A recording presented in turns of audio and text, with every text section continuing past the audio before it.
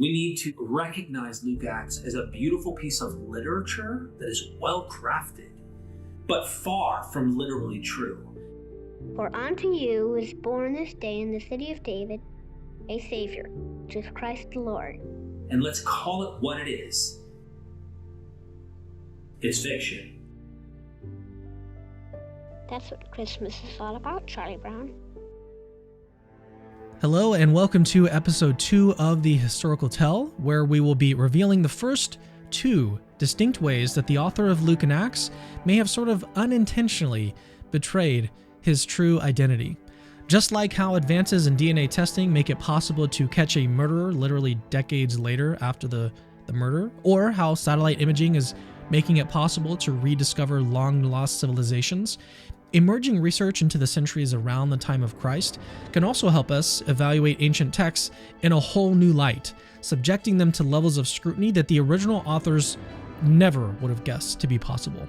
In episode 1, we discussed some key aspects of the debate on the authorship and authenticity of the Gospels, showing that there are significant reasons why we should not merely dismiss the Gospels as being unreliable. But today we want to focus our attention on the books of Luke and Acts, whose writer claims to have interviewed eyewitnesses in crafting his accounts. Let's start off by clarifying some points concerning the author's own stated intentions and his approach as found in the prologue in the book of Luke. The author's primary aim was to ensure his readers' certainty regarding their beliefs in Jesus' life, death, and resurrection. So while skeptics often assert that Luke's narrative is more imaginative than factual, his prologue literally claims the opposite. These statements may appear sort of straightforward to us, but their specific wording was actually more nuanced for readers of that time in history. Our clue here is the precise terminology he uses, because in the ancient world, Thucydides was considered the pinnacle of historical writing due to his insistence that historians should focus on recent events and rely on eyewitnesses as their sources. Anything less than that was deemed unreliable, and Luke claims that his account does both, as well as that he fulfilled the historian's obligation to thoroughly research before writing.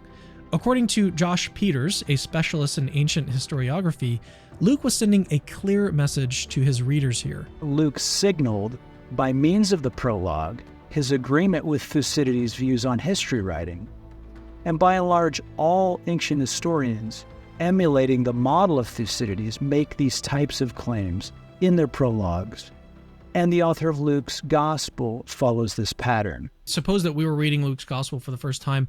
What would we have thought that Luke is claiming? Do you think that we would have thought that Luke is claiming to have interviewed living eyewitnesses? In short, yes, it's clear that is the claim.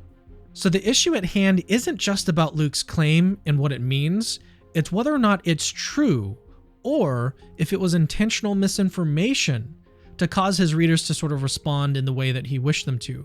It's about the larger problem of fake news that we're all a little bit too familiar with. People can kind of get away with claiming just about anything if there are people who want to believe what they're saying is true. These allegations are false. But I welcome this kind of examination. Fake news. Is that the case with Christians over the last 2,000 years, believing Luke's claim of factual basis for his accounts? Or is it just a matter of faith? Or is there another line of evidence that can give us more to go on? Luke Vandeweghe has made that a focus of his book, The Historical Tell, which expands on his research that first appeared in the Cambridge University's New Testament Studies. When Vandeweghe was in town, I asked him to explain what he calls the 5 historical tells found in Luke and Acts, and then to shed some light on why he spends a full 3 chapters in his book examining Luke's use of names, the first tell. So we want to look at patterns in Luke's text that are very subtle, would be very difficult for Luke to mimic, and very easy for Luke to forget or to report inaccurately, to get wrong.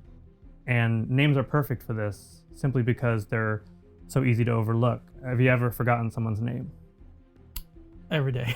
Yeah, we all do. Does anybody have his name quick? Yes, it's Eddie. It's not Eddie. It's Evan. Hank. His name is Hank. Now let's say I were making up an account that happened in the early 1900s. I really like the name Wendy because my daughter's name is Wendy, so I make my main character's name Wendy, and I try to make the work look as historical as possible. The fact that I picked the name Wendy in this case would actually reveal that I'm a person later on writing a work of fiction, because Wendy was actually made up by the writer of Peter Pan. And Wendy didn't become a popular name until like the 1960s when the Disney movie came out. Getting one of these little details right or wrong can reveal if they're writing a work of history or fiction. I had always assumed that there wasn't much variation in the names used in the Bible, but it actually makes sense if you consider modern trends in baby names.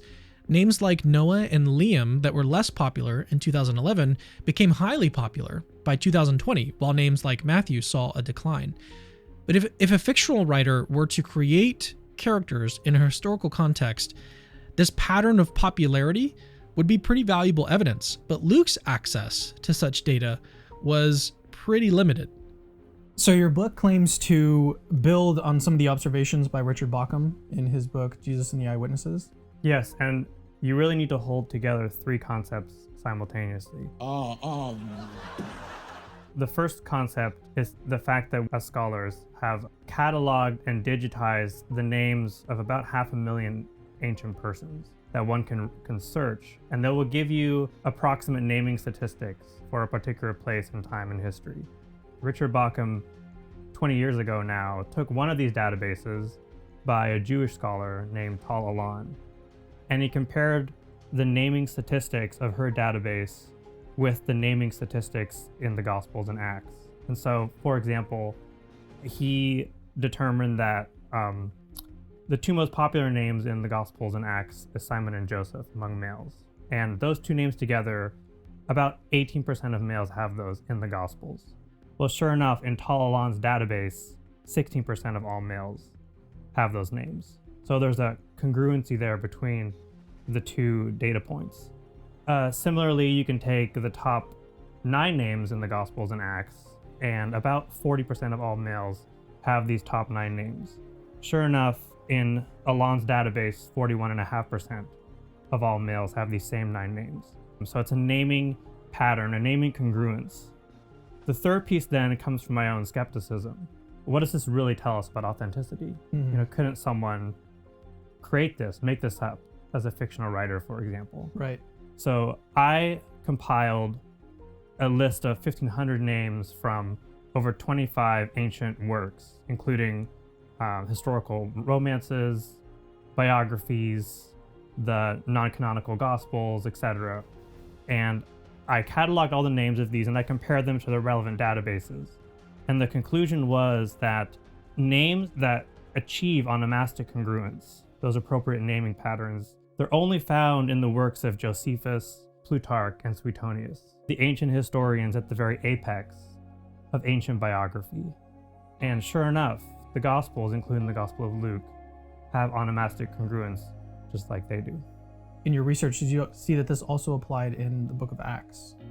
It applies to really all the Gospels and Acts as a set, but the book of Acts is fascinating in itself.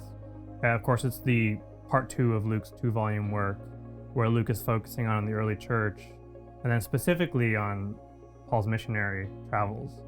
And if you take that last half of the book of Acts that focuses on this, Luke mentions, for example, 19 Greek names.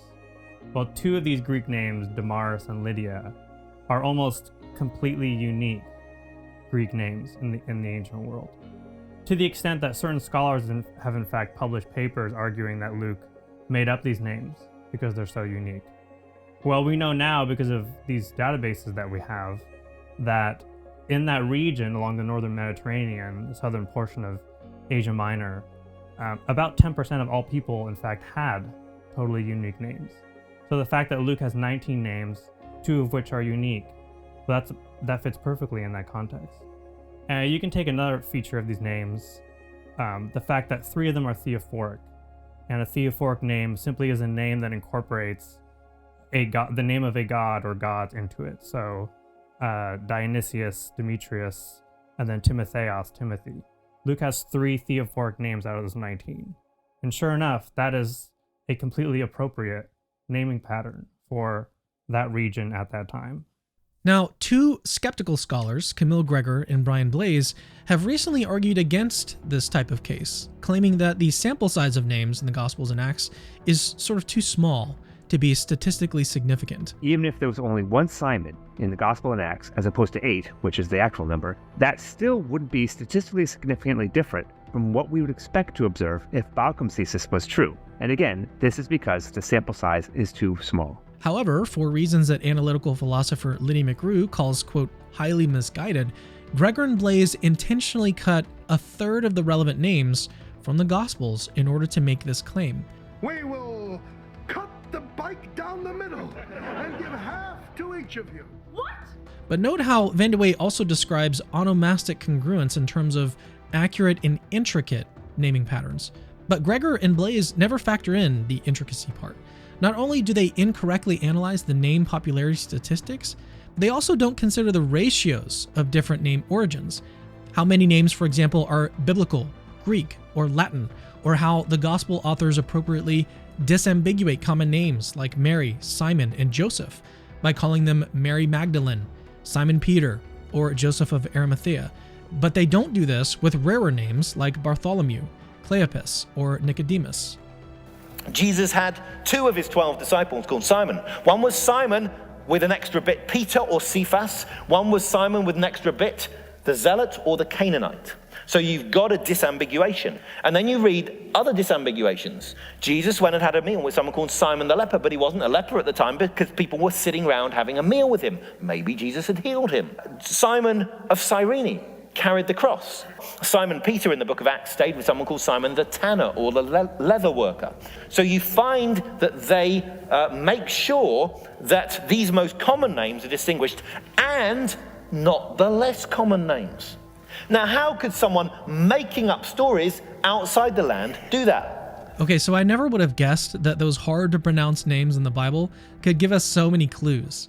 So the names used by Luke align with patterns that researchers have identified for that time period, giving us our first tell.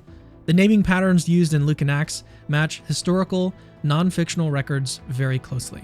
Skeptics like Gregor and Blaise even admit that Luke, in particular, demonstrates accurate knowledge about names in Palestine, but then try to explain this away by suggesting Luke relied on Josephus. And again, even New Testament scholars who don't think that the Gospels are based on eyewitness testimony argue that it was specifically the author of Luke Acts who was better informed about what was going on in first century Palestine. He knew who ruled where, he knew names of some of the Jewish rebels and so on. So for example, if he used the works of Josephus, which of course contain a lot of named first century Palestinian Jews, it's not difficult to imagine that he would have at least some idea about which names are appropriate to use for any invented Palestinian Jewish characters. This is very, very unlikely, because Luke, rather than relying on Josephus decades later, was a contemporary of Paul and his traveling companion. This gets us to Van de Wey's second tell. But before we get to that, really quick, this 5-part series was made over a period of 6 months and was a huge effort to bring you a quality analysis of this new research into the Gospels. If you're enjoying this series, want me to be able to create more of this type of content, please consider becoming a patron. And you can also subscribe to the channel. Links to those are in the description. Now we're going to look into the second tell, the sort of increase of details and accuracy of the accounts in Acts when Luke says that he was on the scene. His intricate detailing, especially in the we passages of Acts, reveals an array of historical precision, from accurate geographical references to nautical intricacies. These passages support Luke's claim of proximity to the eyewitnesses, his own experiences at Paul's side for some of his travels, and then his own meticulous record keeping. But skeptics argue that Luke's account is fictional. The places where this becomes most obvious is at the end of the Acts of the Apostles, where we find this fantastic shipwreck story. And it's told in the first person plural. We did this, and we had to swim to shore, and we were all saved. It's right out of the Odyssey. So obvious. And other interpreters have seen, including the conservative F.F. Bruce, says this is a Homeric story of the shipwreck. So is it historical? No. Is it wonderful? Yes. What is an even more interesting pattern then? Luke increases his intricacy of naming and his historical detail in certain sections within this part of the book of Acts called the we passages. These are passages where Luke claims to be present by using the first person plural verbal form. And especially the last we passage is really fascinating because it captures what is perhaps the most historically accurate shipwreck account in all of antiquity. Luke recounts his journey that he's on with Paul, where he names 16 place names, he mentions directions of the wind, times of sailing, he gets it all with total precision. He even mentions the name of a small island, Cauda. Luke is the only ancient writer who gets the location of this island correct, against the extant ancient geographers. He even recalls it in its local dialect. And then Luke has nautical terms throughout this text that are really difficult to translate from the Greek, and this is because they are in fact Latin transliterations. And so you ask yourself, like, why would Luke be using these types of transliterations here? Well, the type of sailors who would have manned the ship that Luke was on would have been Roman. So they would have spoken primarily Latin. So it explains the Latin transliterations that Luke is using. So all these features then come together to show that not only is Luke accurately recounting a journey, he increases his detail and his vividness when he is present, and it demonstrates that Luke, if he was on this journey, was then in the vicinity of Jerusalem for 2 years, during which he would have had ample time and opportunity to interview eyewitnesses. Wondering if Luke is alone in his assessment, I had some questions for my friend and analytical philosopher Lydia McGrew. So what in your mind, what are the best reasons to see the Book of Acts as historically reliable? The Book of Acts is just amazing. There is such a wealth of material confirming it. So I'm just going to give a few of the external details in Acts that are confirmed. The one chapter where they are talking and the people think that they're gods. It says that the people cried out in the Lycaonian language. That was a region of the Roman world, but not every little region like that had its own separate language. Yet from a later document that Luke couldn't possibly have had access to, we have a gloss on a word that says what it means because of the Lycaonian language. In other words, we have an independent confirmation that there was a separate Lycaonian language. It would be very difficult for Luke to know that without traveling there when they're sailing to Rome. And it says that they passed under the island of Cauda.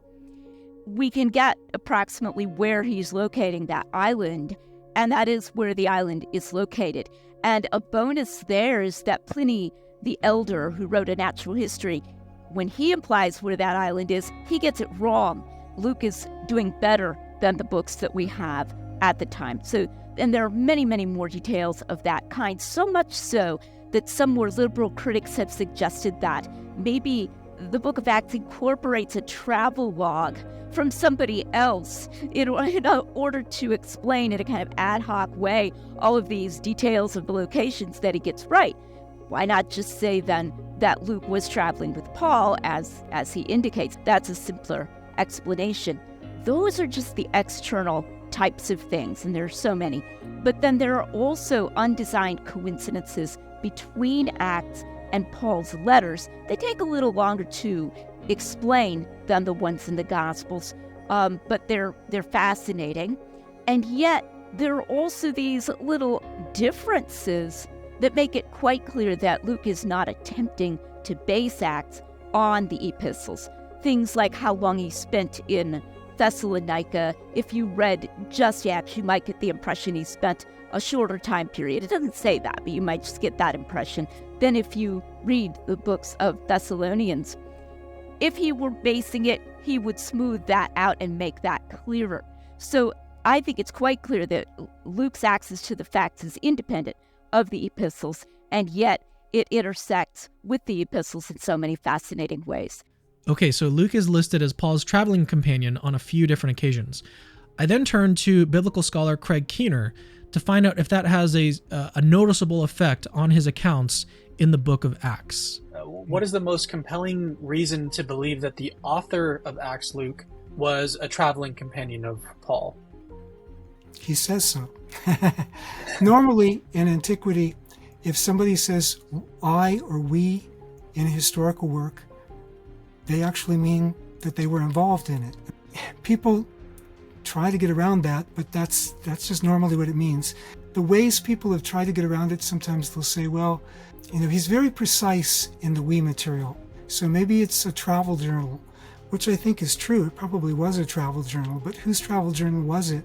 I mean, the we picks up in Troas, goes to Philippi. When Paul and Silas leave Philippi, the we stops and picks up again when Paul comes back years later to Philippi, and then carries through most of the end of the book of Acts. So Luke is claiming that he was there. And also, if you're going to make up being there, why would you make it up, just traveling with Paul here or there, or interpreting a dream with Paul, whatever, when you could be present at the empty tomb or at Pentecost? But that's not the way it is. All right, so what do you think? Are these two tells enough, or do you still need more evidence to decide if Luke was telling the truth or not? We'll pick up in the next episode with the third tell, Semitisms, and the specific qualities of language that come from eyewitness testimony. If you're enjoying this video series, please make sure to check out Luke's book, The Historical Tell, or his more scholarly version of the same argument, titled Living Footnotes in the Gospel of Luke. You'll find links to both of these books, as well as more information about our other contributors in the description box below. And then lastly, be sure to like, subscribe, and leave your comments below.